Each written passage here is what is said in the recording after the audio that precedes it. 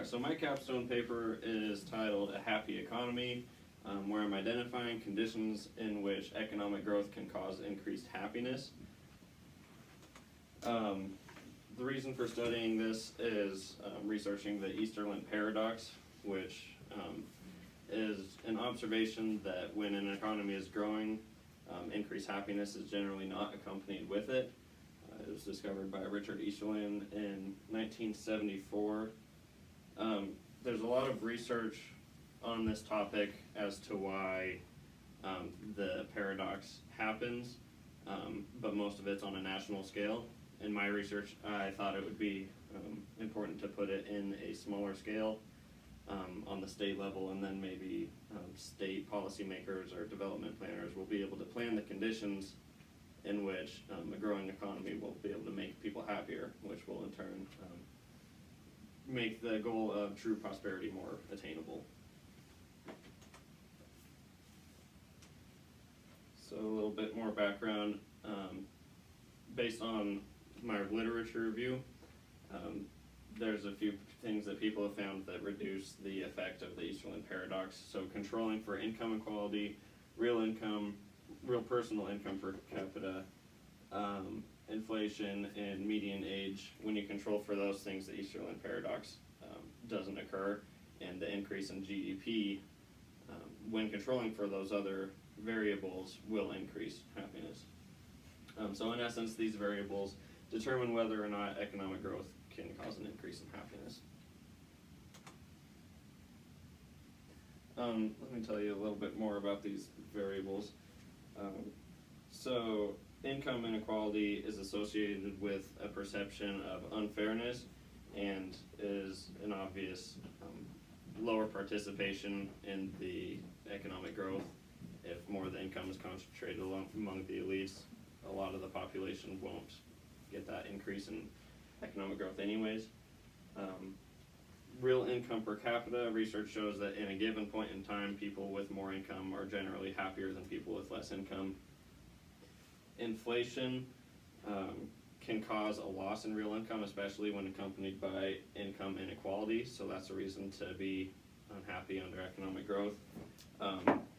With inflation, there's also a systematic bias and loss aversion.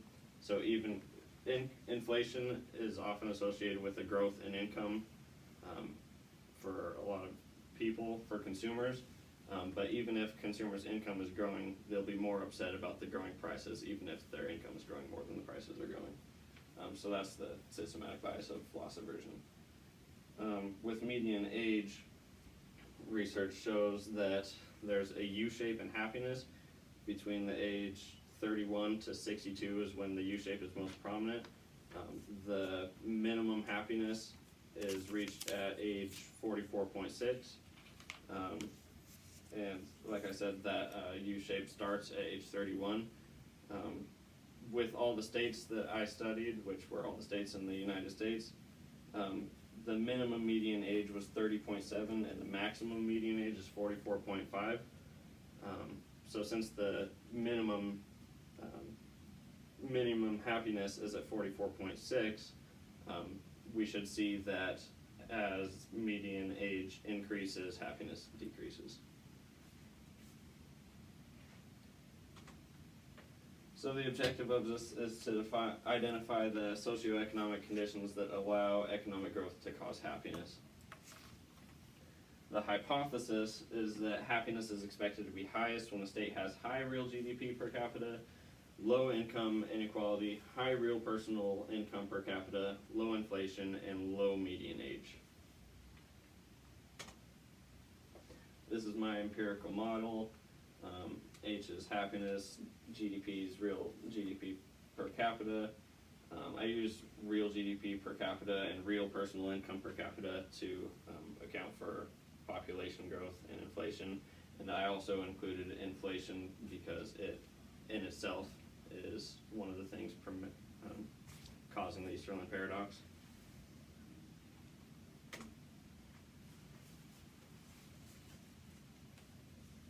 So for happiness, I use suicide rate as a proxy because there's not much data. There's really no data on happiness on the state level, but I was able to use suicide rate as a proxy. So as suicide rate increases, you could assume that people are less happy.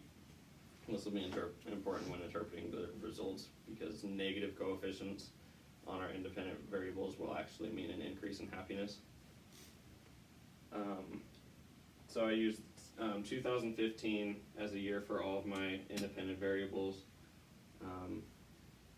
And for real GDP per capita, I used the Bureau of Economic Analysis interactive data, and that's in change $2009. For income inequalities, Mark W. Frank calculated the Gini coefficient for each state for a variety of years. I used 2015 for this study. He calculated the Gini coefficient using IRS income tax filing data. Real personal income per capita was from Bureau of Economic Analysis and changed $2009 as well. Inflation was tricky. I wasn't able to find solid information on inflation statewide. I was able to find through the Bureau of Labor Statistics different urban regions in the West, Midwest, South, and Northeast. So unfortunately for every state within those regions, the data is the same. And I computed it as a growth percentage from 2010 to 2015 to give people a chance to realize the increase in prices. If I were to go back and do it differently, I'd probably use maybe a little less years. Median age was from a statistics portal, and that's from the United States Census. So unfortunately, I had to use 2016 as a reference because the census is conducted every 4 years. And these are the results I came up with after putting everything into a multiple regression. I was able to prove that when controlling for all of these other variables, as GDP increases, happiness also increases because of that negative coefficient. That's really what I was looking for in this study. What was very unexpected was that I happened to find that as income inequality increased, happiness increased with it, which is completely different than what I expected, and it also has a very high significance with its p-value, and it has a really high magnitude as well. Real income per capita was also significant and unexpected. It turns out from the data I used, the people with the less real personal income were happiest. There could be third-party variables with that. Maybe the people with higher real personal income are working jobs that are more stressful and make them less happy. Inflation was the most significant and was most expected to happen. Low inflation makes happiness increase based on these results. Age ended up being insignificant with the p-value of 0.15, which is greater than our level of significance of 0.05. And even if it was significant, it does have the opposite effect that was expected. It turns out that the higher the age, the happier the people were in this data. So unfortunately, I failed 2 diagnostics in this. I did the Jarque-Bera test. They passed a visual inspection for randomly distributed error terms, but the computation was failed. So I could conclude the error terms weren't normally distributed in my data. I also failed the reset test, so the model is either misspecified or doesn't include proper explanatory variables. So that is something to try to improve on in the future using different data. So the results were able to show that when controlling for all these socioeconomic variables, the Easterlin paradox disappears. So growth in GDP does cause a growth in happiness. However, the results do show varying levels of support for the arguments made on the independent variables from the literature review.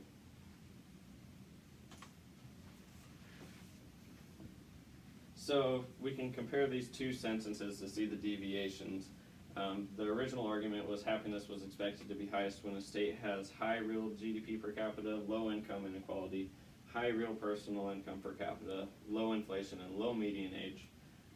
What the results turned out to show for this data that I used, happiness was highest when states had high real GDP per capita, high income inequality, which was unexpected, low real personal income per capita, which was unexpected, low inflation, which was expected, and median age turned out to be insignificant. Some of these deviations could be from my failed diagnostics, could have a misspecified model, or I could be presenting my explanatory variables improperly. So I could try to run a few different models in the future, or future researchers could try that. There are a few other considerations that don't have empirical evidence behind them, so I wasn't able to include them. Richard Easterlin suggested there could be different levels of happiness among different status groups. Status groups meaning maybe living in an apartment in the city versus living on a ranch in the country, or maybe you're doing manual labor versus doing mind labor. There could also be a rise on social norms accompanied with this. That means like we should be way happier now than people were in the like 200 years ago, but then we compare our happiness now to our happiness in the future to our happiness now. And there could also be a cultural aspect, which I wasn't able to include in this, because research shows that aspiration levels are geographically specific. So that could be something to try to fix in the future, try to find a proxy for in the future. So I was able to conclude that the Easterlin paradox does disappear when controlling for other socioeconomic variables.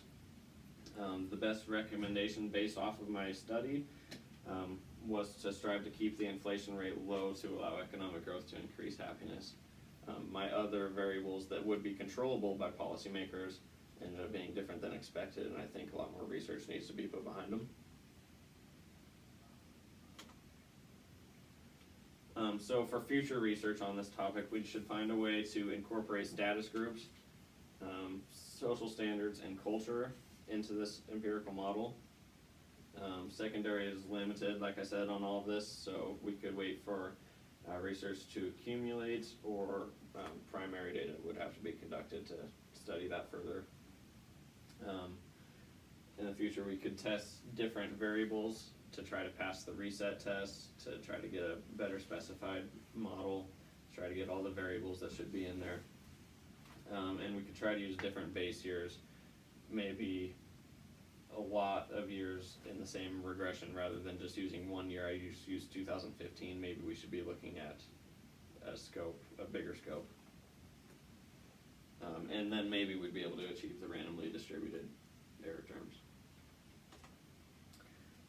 So my acknowledgments, thanks to Professor Maley and McConnell for the education and serious improvements in my academic work ethic. Got to do a lot of papers for these guys. You guys know that.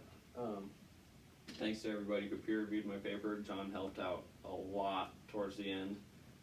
His comments were really valuable, and I included all of them into my paper.